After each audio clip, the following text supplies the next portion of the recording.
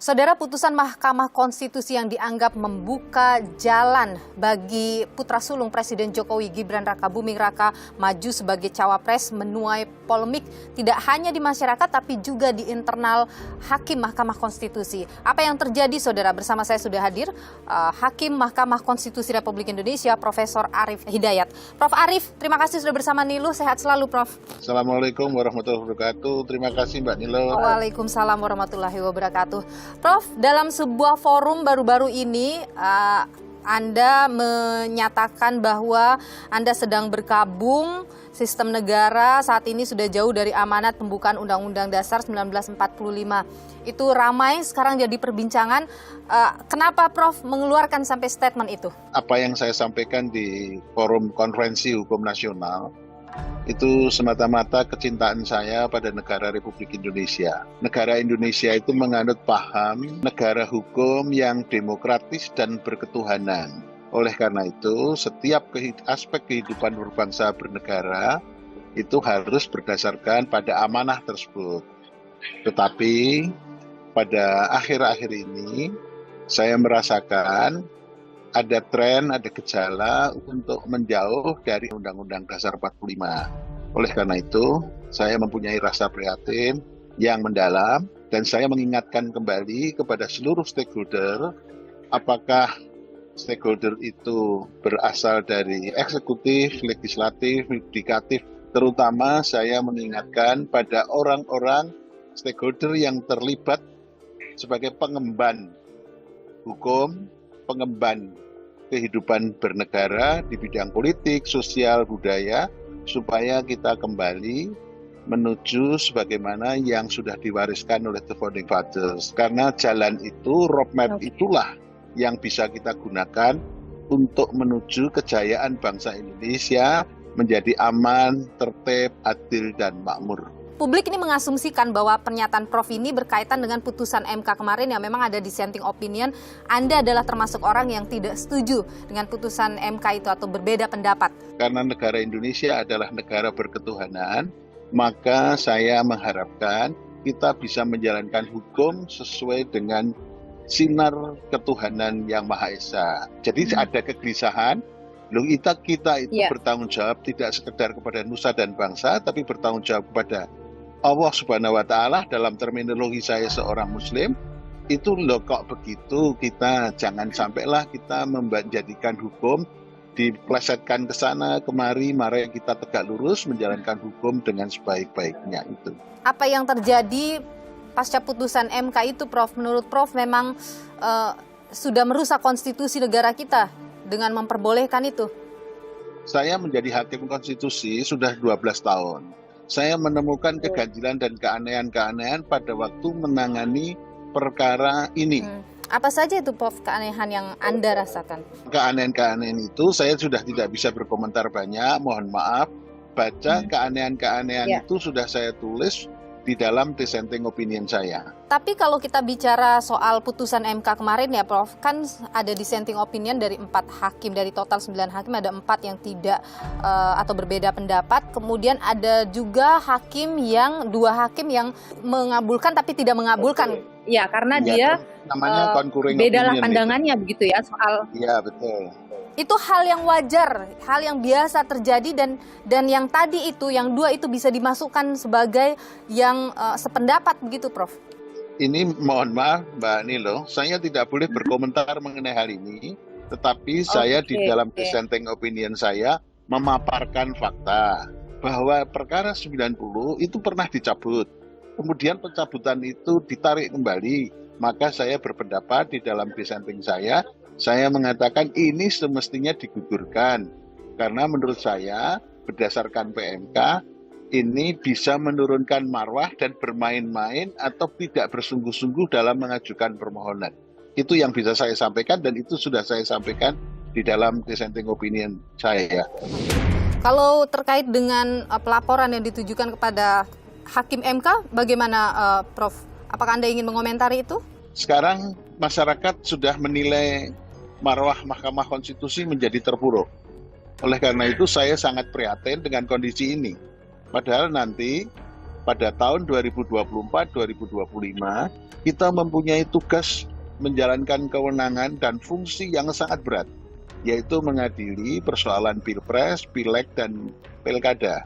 Oleh karena itu, marwah Mahkamah Konstitusi supaya mendapat kepercayaan kepada publik lagi, kita sudah bersepakat untuk membentuk MK-MK. Kita harapkan MK-MK dapat memberikan putusan yang seadil-adilnya apakah betul ada pelanggaran etik yang dilakukan oleh para hakim. Dan kemarin sudah melakukan sidang yang pertama, MK-MK itu mengundang para pelapor. Ada yang menuntut supaya putusan MK dibatalin. Nah, nanti dulu soal benar tidaknya. Tapi ini menunjukkan ada ya kegawatan dari segi waktu.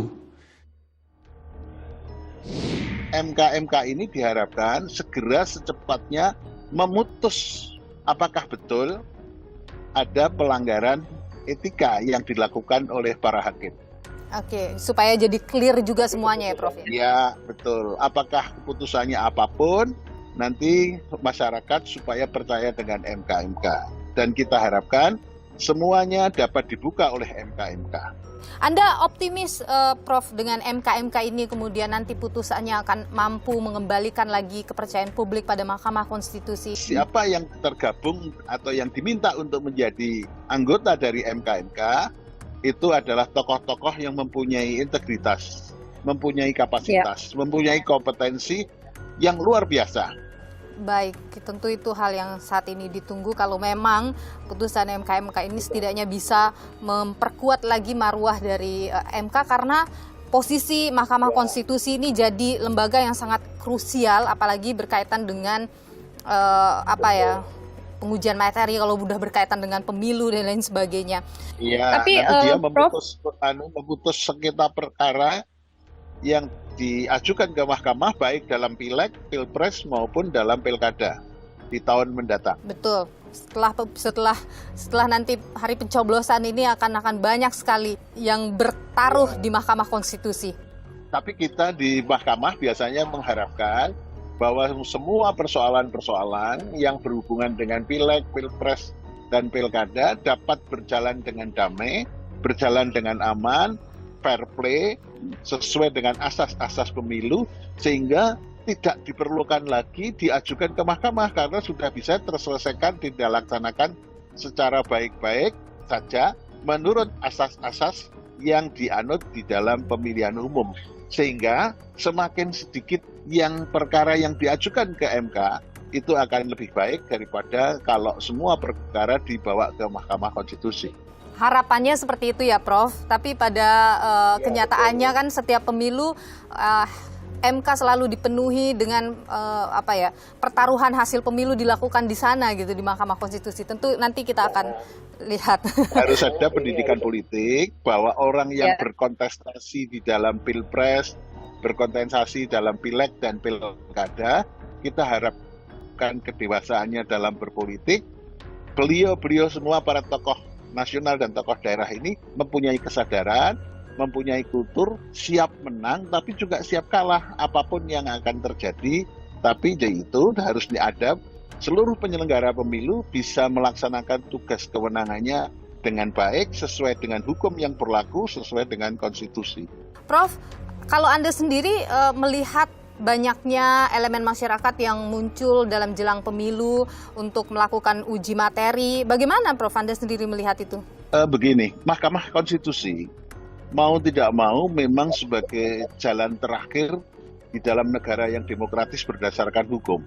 Hak konstitusional warga yang merasa dirugikan itu mempunyai hak untuk mengajukan judicial review kepada Mahkamah Konstitusi, apapun saja. Oleh karena ada sengketa yang demikian, ada anggapan yang demikian, maka memang sebaiknya diajukan judicial review di Mahkamah Konstitusi daripada melalui penyelesaian-penyelesaian bukan secara hukum. Dan itu wajar saja ya Prof ya, banyak terjadi jelang pemilu. Itu sudah sangat sesuai dan itu memang kita harapkan bersama bisa diselesaikan. Oleh karena itu dibutuhkan Mahkamah Konstitusi, badan-badan peradilan, dan penyelenggara pemilu yang betul-betul mampu berbuat adil, mempunyai integritas, menjalankan semua tugas kewenangan fungsinya sesuai dengan aturan yang berlaku.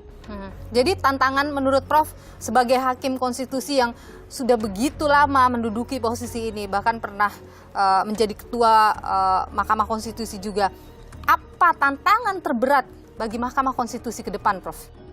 Kalau saya melihat begini, ada perkembangan yang positif di dalam kita bernegara, terutama di dalam menjalankan hukum.